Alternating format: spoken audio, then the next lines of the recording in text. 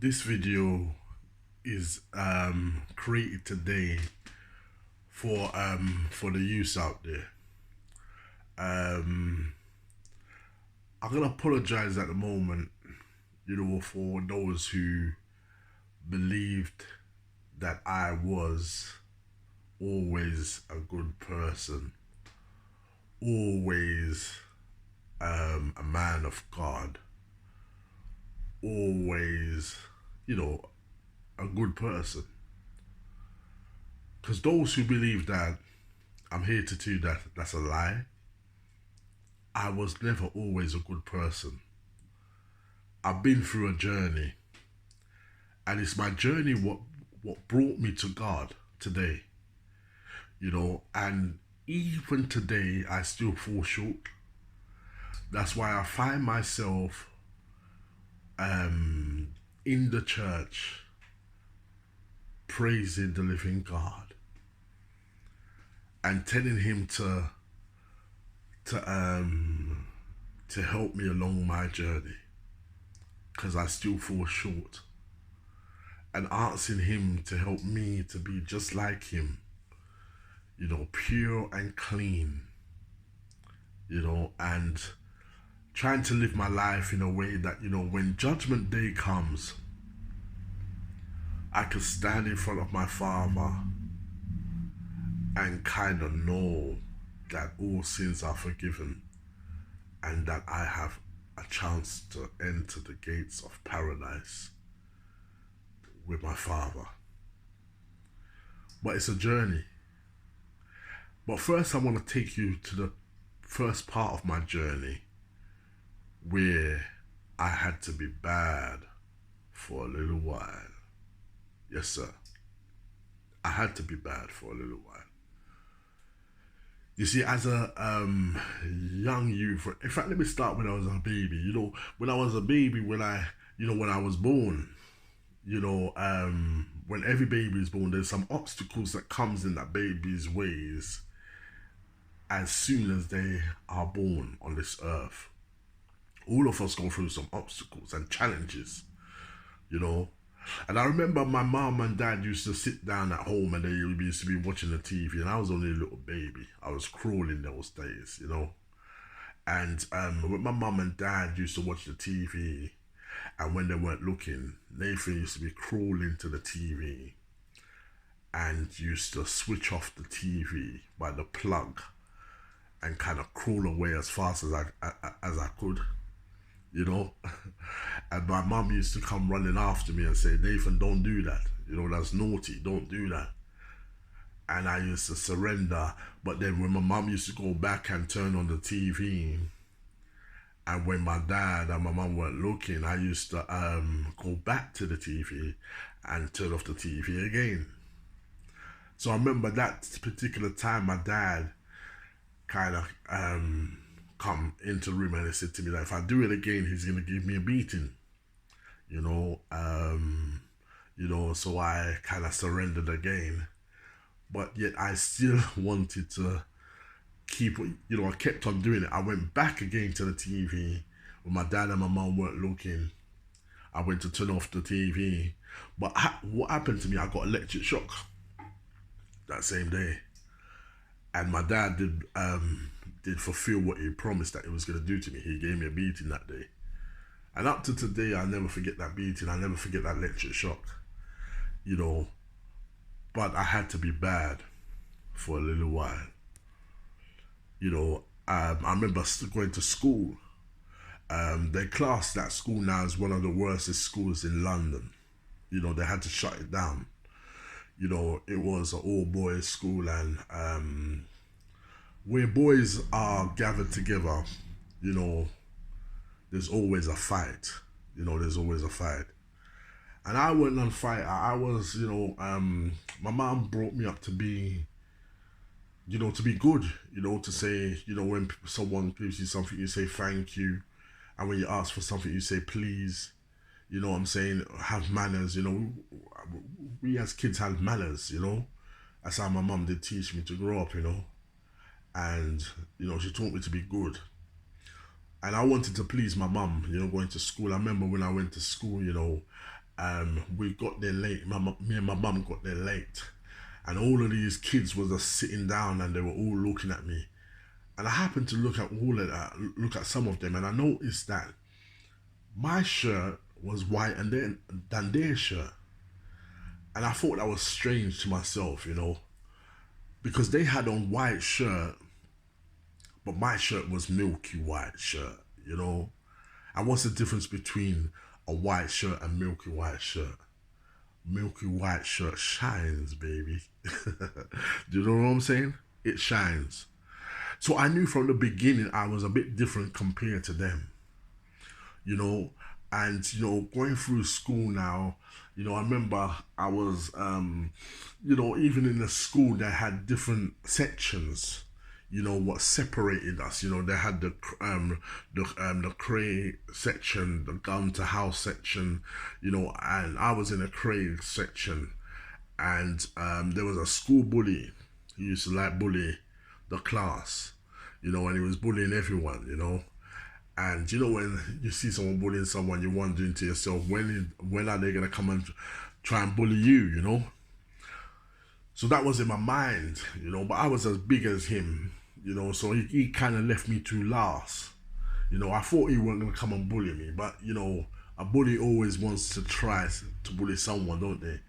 So anyway, the day came when the bully came to try to bully me, and I wasn't happy about it. He did throw a rubber, to my head, and it hit the core of my head, and I was so upset about it. But the teacher got involved and told the bully to go outside of the classroom, and that was the end of it that day. But I remember going home to my mum and saying to my mum, there's a school bully who's trying to bully me. And my mum said to me, advice what she gave to me as a mother, she said to me, next time if he tries to bully you, you go and tell the teacher. So the next time he tried to bully me, I went to tell the teacher. But what I didn't notice is that when I told the teacher, I never realized that the teachers were scared of the school bully. I don't know if you hear what I'm saying. Yes, sir. The own teachers were scared of this bully. So that never worked, me telling the teachers. So I went back home and I told my mom again that, he's still trying to bully me. I told the teachers, but he's still trying to bully me. So I remember my dad used to come visit now and again. And there was one time when my dad came to visit, and I heard my mom's voice speaking about, to my dad and saying that Nathan's getting bullied at school. So my dad called me down from my bedroom upstairs, and I came downstairs, and he asked me to explain what's happening, and I told him what's happening. And before I could finish my last sentence, he said to me, "Don't make no man put their hand on you. No man put their hand on you." And that's all he said. And when he said that to me, what I did get from that, I don't know if he meant that, but what I did get from it is that now it's time to fight. You need to learn how to fight, Nathan. You know what I'm saying? So when I went back to school, I don't know, I was kind of excited because I got that advice from my mother, but I also got advice from my dad. So I was excited to kind of test out my dad's advice this time, because my mum's one didn't work for me that time. So I'm at school now doing my work now, and I noticed that he's coming close to my table, the school bully, coming close to my table now, and I remember him pushing me or something like that he done. And I remember I didn't hesitate, I tensed my fist, and I punched this school bully right in his face. And when I punched him in his face, I never realized how strong I was at the time. And when I punched him in his face, he nearly got knocked out. So I punched him again. And then after that, the teachers came and they broke up the fight. But everyone in the classroom said to me that, Nathan, come run up to me, Nathan, you won the fight. And everyone in the classroom start looking up to me now. And anytime when anyone was getting bullied, they used to come to me now and ask Nathan to protect them. So from just being a normal kid in the classroom, I became the top kid in the classroom. I was only 13, 14 at the time. But you see, since that day when I fight and I beat up the school bully, I realized that there was other kids who wanted to challenge me. Some of them wanted to challenge me in arm wrestling to see how strong I was. They didn't say they want to fight me. You know what I'm saying? They want to challenge and see how strong my arm is first before they say they want to fight me. And I said, you know what, I don't want to challenge you guys. And, you know, but the pressure was on. So, you know, I ended up challenging this guy in the arm wrestle. I beat him in the arm wrestle. And then I beat his friend in the arm wrestle. So, you know, people said that I'm one of the strongest kids in my year in that school. So I got a reputation. And you know, sometimes when life gives you a reputation, or when people gives you a reputation, you end up living for that reputation. You end up fighting for that reputation because you don't want to lose that reputation. Because after that reputation, it's like you hit the dirt. If you know what I'm saying, you know, it's either you become the best fighter or you become a victim of being bullied by other teenagers. And I didn't want to be bullied by none other teenagers. So I kept on winning those fights. I had to be bad for a little while. And you see, as time went on, you know, school's a place of education. School's a place of, you know, passing your GCSEs and doing good at school. You know, but all I learned at school, the school where I went to, one of the worst schools in London, all I learned in my school was learn how to fight. And kept on fighting. And after when I left school, you thought that, you know, all of that would have changed. But, you know, the streets of London, the streets of Hackney, it was the same. You had to learn how to fight. I don't know if you hear what I'm saying. You had to learn how to fight. You know, you got a gold chain what you want to wear. You have to learn how to fight. You got new trainers on your feet. You have to learn how to fight. Because if you don't learn how to fight, someone wants to rob your trainers. Someone wants to rob your gold chain. Someone wants to beat you up.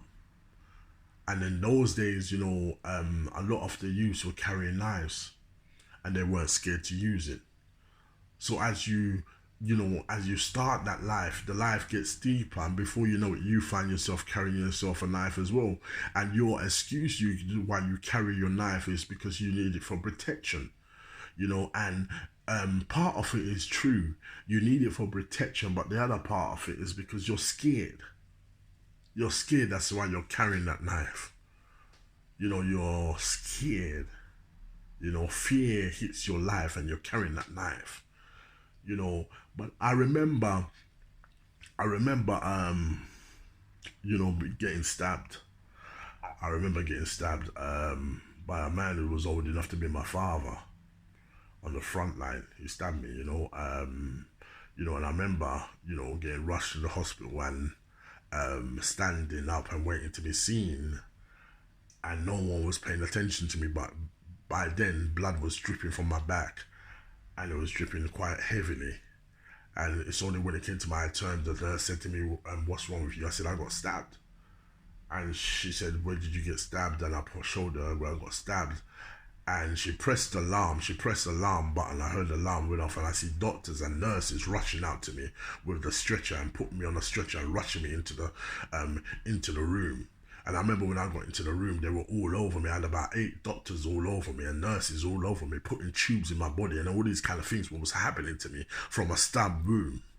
I don't know if you hear what I'm saying. And I remember there's a guy, an older man next to me, an older man. I know he had all blood on his chest and all these kind of things. I don't know what happened to him. But all I know is I see the nurses and the doctors pumping his chest. And I've seen it on TV when you're pumping someone's chest. You're trying to bring them back to life. I'm sure that day that man died in front of me. I don't know if you hear what I'm saying. So I realized that I was in a place in the hospital where it was life or death. Glorify Jesus' name. So I looked at the nurse and I said to the nurse, am I gonna die? Am I gonna die? And she said, no, you're not gonna die. You're not gonna die. And they start stitching up the wound, the stab wound in my back. You know, and I remember coming out that hospital and all I had on my mind was revenge. Yes, sir, I had revenge. So I started speaking to some people around the area who I knew, badness was their life. Revenge was their life. They knew how to teach you how to take revenge on someone. And I had a little temper those days, so revenge for me wasn't so bad. Wasn't hard for me to do. If you got temper, your temper would take you into revenge. Do you know what I'm saying? And at that time of my life, I felt that I was a victim, and I decided in my little mind that Nathan Brown would never be a victim no more. So I armed myself with a knife, and I stabbed a couple people in my time. So I got stabbed and I stabbed. But I realized that all this time God was around me. Yes, Jesus was around me, and he was knocking at my door, but my door was closed so tightly that he couldn't get in. I never let him in. The same church I used to walk past every day and go around the corner and sin is the time when God came and paid me a visit one night. I told the story about this in my last video, that God came to pay me a visit. And the time he came to me paying me a visit, it was a time when I was fed up of carrying my knife. It was a time when I was fed up of living this street life, and going through these wars and tribulations and challenges and not knowing that if I'm gonna live or die, if I'm gonna see the age of 21. That's how my life was going at that time. So this video is dedicated to the youths out there. I'm putting away all my pride, all my dignity, just to explain to these youths out there that living that life is not a good life. Living that life is only corruption.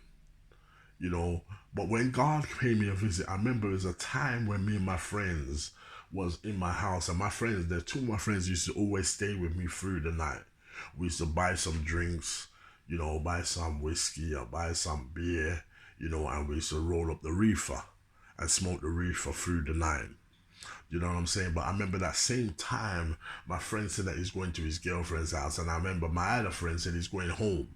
And normally, like I said, them guys would stay with me through the night. But this particular night, they left me early. And the time when they left me early is a day when God paid me a visit. And God said to me, he said to me, now is the time. I am the living God, and I want you to serve me. I call you to serve me. But I'm giving you the choice and the opportunity to pick which way you want to go. You know what I'm saying? And you see, when God comes to you, he doesn't come to you at the comfortablest time. He doesn't come to you with a slice of cake and a cup of tea. Do you know what I'm saying? He comes to you when the most uncomfortable is time, but he still stands there for you to pick a choice, to pick a decision, which way you want to take your life. And I thank God today, as I'm speaking to you right now, I thank God today that I did pick the right way. I did pick to serve him from that day. Because if I did pick the other way, Nathan Brown wouldn't be alive today. I don't know if you hear what I'm saying.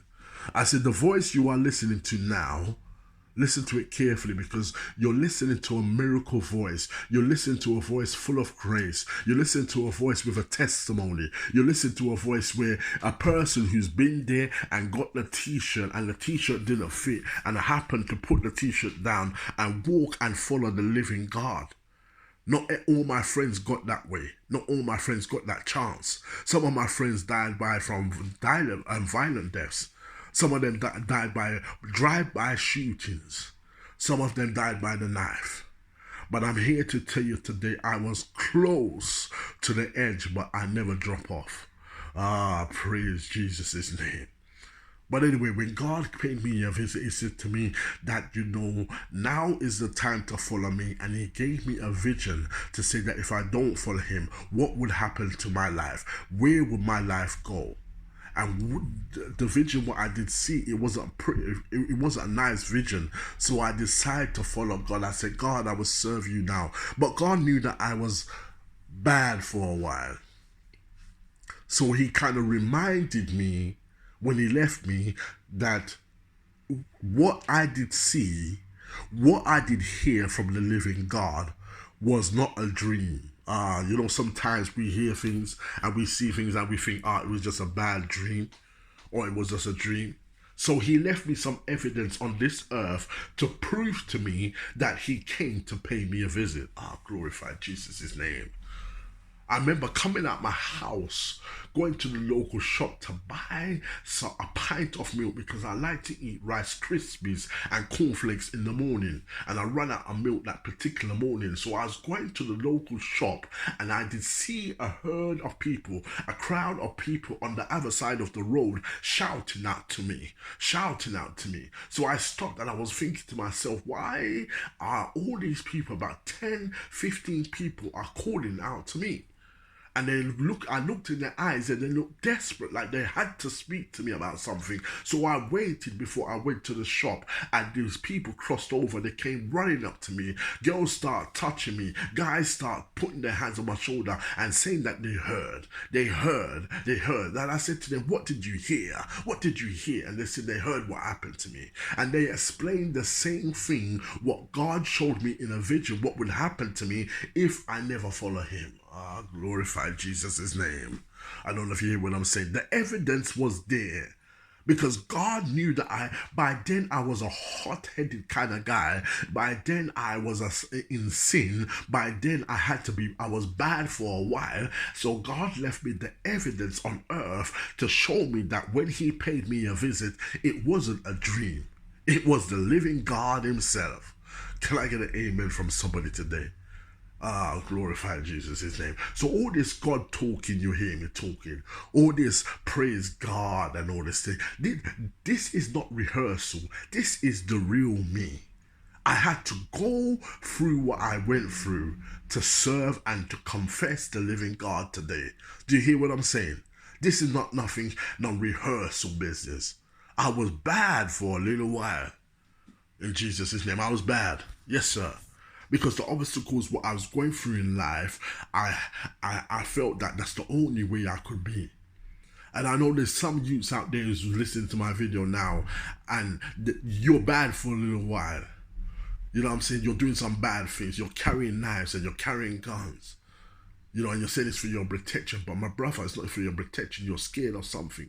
And I'm telling you here today that only God can deliver you from your scaredness. I remember the time when I went into the church I used to go around the corner and sin every single day. Every day I used to sin around the corner from this church. But one day I decided to go in this church. And when I went in this church, there was a woman waiting outside of the church for me. And she said to me, come in the church. And she sat me down and she said, what's happening in your life? And I said that, I've got enemies. I had enemies like hotcakes. The reason why some of you were jealous the way I dress, some was jealous how much money I made, some was jealous for the cars I drive, some were jealous for the girls I had. But I had some jealousy people around me. And they use it as an excuse why to fight me. They use it as an excuse why to attack me with a knife. They use it as an excuse to come for me. So I told her that, I want to serve God, but I've got some enemies around me. And she looked in the Bible and she said to me, read the scripture. And the scripture said, the armor of God. Finally be strong in the Lord and in his mighty power. I don't know if you hear what I'm saying. Put on the full armor of God so you can take your stand against the devil's schemes. For our struggle is not against flesh and blood, but against the principalities of this dark world. So hang on a sec. The challenges and the evil one is not my brother who's trying to fight me and trying to stab me, but the ruler of all of my enemies is the devil himself.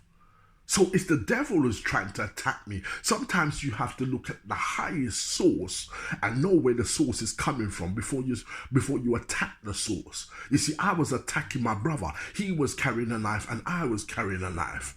But the real fight wasn't with me and my brother.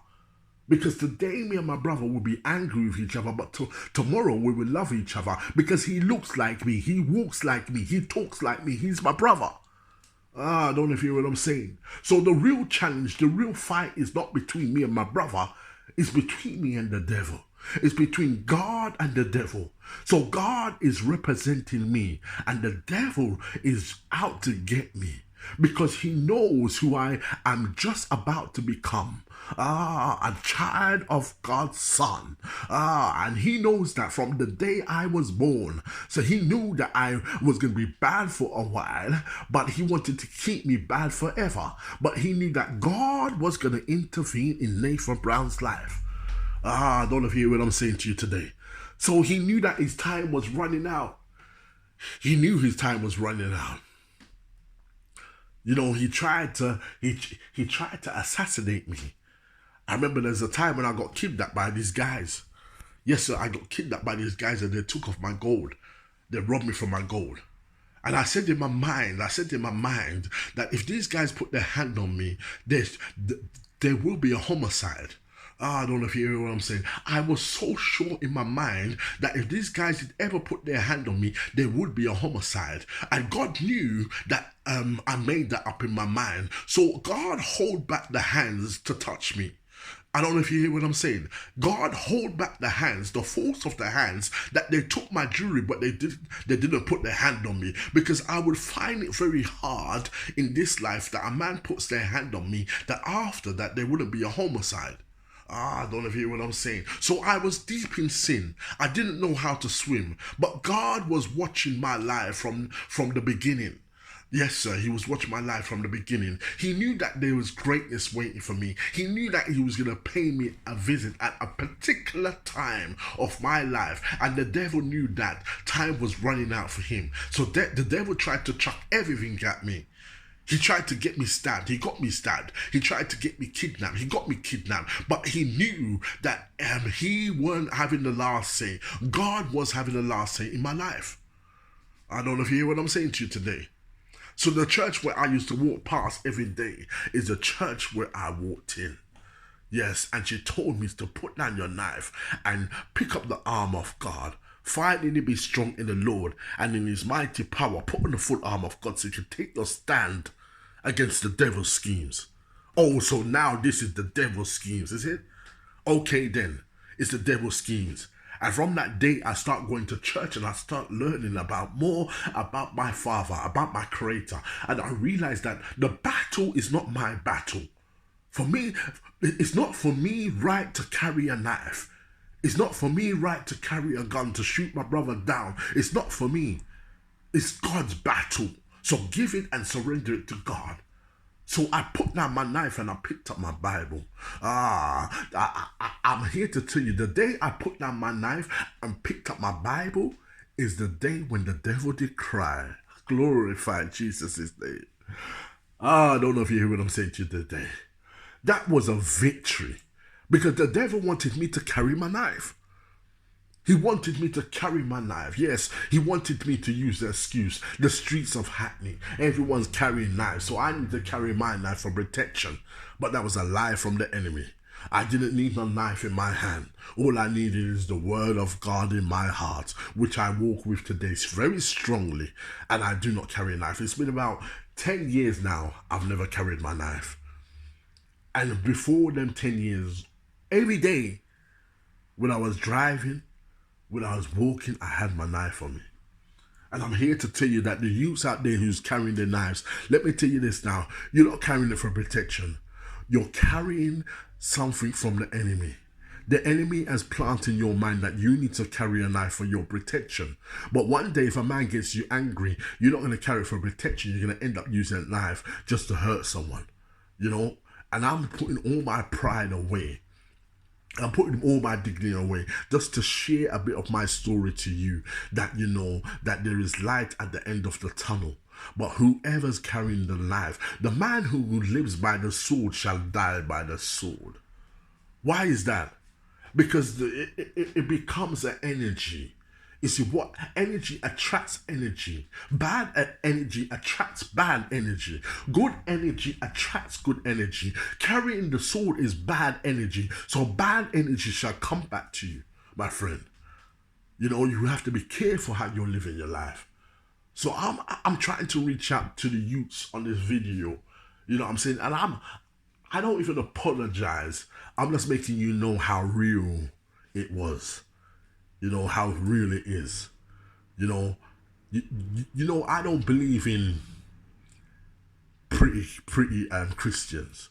You know what I'm saying? I don't believe that God just made pretty Christians. Nah. He saved some of us from the mud. I don't know if you hear what I'm saying. He saved some of us from the dirt.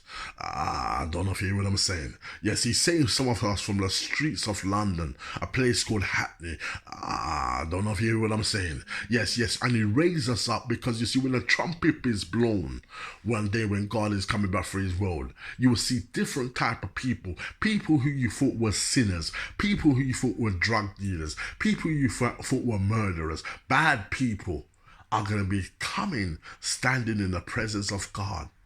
And they are going to be the ones who be saved and enter the gates of heaven. Because God rewards a man what a man does in secret and does publicly as well. I don't know if you hear what I'm saying. Yes. Not every Christian is going to dress in suits. There can be Christians in baggy jeans who looks like thugs. Yes. And this time and age, you see how the world is going. Religion fighting religion. You know what I'm saying? Some serious things. Look at what happened over Australia. You know what I'm saying? It's a time when you have to be with God, serve God, admit that you serve the living God, but not all the time people can identify you that you come from God. And that's another subject I'm going to be talking about. But God knows that you're in his camp. He knows you're in his camp. But you don't need to go out there loud and shout about it. Not in this time. Because there's a war going on. You know what I'm saying? But to the youths them out there, I just hope even if it's just one youth who saw this video and this video has helped you somehow, I just hope that God just lavish you with the blood of Jesus over your life. Cleanse your life, change your life. Put down that knife, my brother. Because that knife is going to get you in a long term of prison. You know what I'm saying? It's going to get you in a place called hell. You know what I'm saying? And it's not worth it. You was born to be someone great, my brother. So put down that knife and love your brother. God bless you. This is Nathan Brown. Peace.